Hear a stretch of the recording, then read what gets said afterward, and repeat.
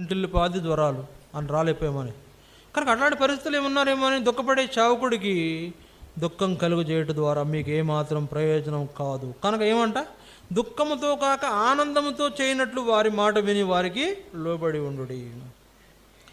దేవుని చావకుడు దుఃఖంతో కాక ఆనందంతో నీ గురించి ఏదైనా చేయాలంటే, ఒక పని చేయాలంటే ఆనందం చేసేటట్లుగా నువ్వేం చేయాలా? లోబడి ఉండాలి. కనుక నువ్వు లోబడకుండా ఉన్నావు అంటే, లేకపోతే దేవుని చావకుండా దుఃఖపెడుతున్నావు అంటే అది నీకు ఏమాత్రం ప్రయోజనము కాదు. దేవుని చావకుండా దుఃఖపెట్టి నువ్వు ఎట్లా ఆరోగ్యంగా ఉండగలవు? ఉంటారా? అంటే వాక్యంలో ఉంది, నా మాట కాదు. అది మీకు నిష్ప్రయోజనం. ఒకవేళ నీ విషయంలో మీ సేవకుడు దుఃఖపడితే నీకు అది నిష్ప్రయోజనం. ప్రభువా వాళ్ళకి మంచి ఆరోగ్యం కలుగు చేయి అంటే మరి అది దేవుడు ఒకవేళ చేయడేమో అది దాన్ని బట్టి అర్థమైంది. అదే నాకు దుఃఖముతో దేవుని సేవకుడు మీ కొరకు ఏదైనా చేస్తే మీకు నిష్ప్రయోజనం అంటే ప్రభువా వాళ్ళు అనారోగ్యంతో బాధపడుతున్నారు, ఆరోగ్యం దయచేయండి అంటే కొన్ని పర్యాయాలు దేవుడు నాతో చెప్పాడు. నేను ప్రార్థన చేస్తున్నప్పుడు దేవుడు నాతో చెప్పిందంటే, నీవు ఈ విషయమై ప్రార్థన చేయవద్దు, వారి కొరకు నువ్వు ప్రార్థన చేయవద్దు, నువ్వు వారి కొరకు ప్రార్థన చేసినా నేను వినను అని దేవుడు నాతో మాట్లాడాడు. అది ప్రభు వాళ్ళు మనవాళ్లే కదా, మందిరంకి వచ్చేవాళ్ళు.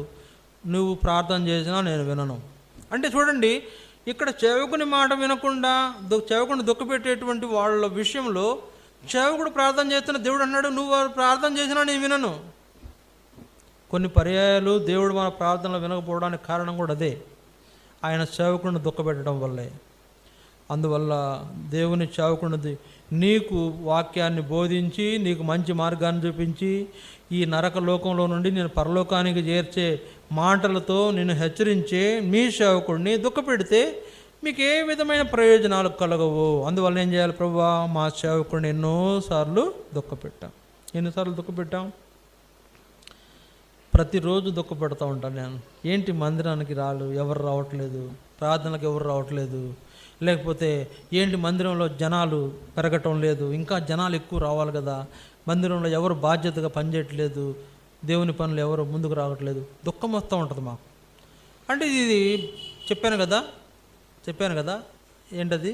రక్షణ ఏం దుఃఖము? మా దైవ చిత్తానుసారమైన దుఃఖం.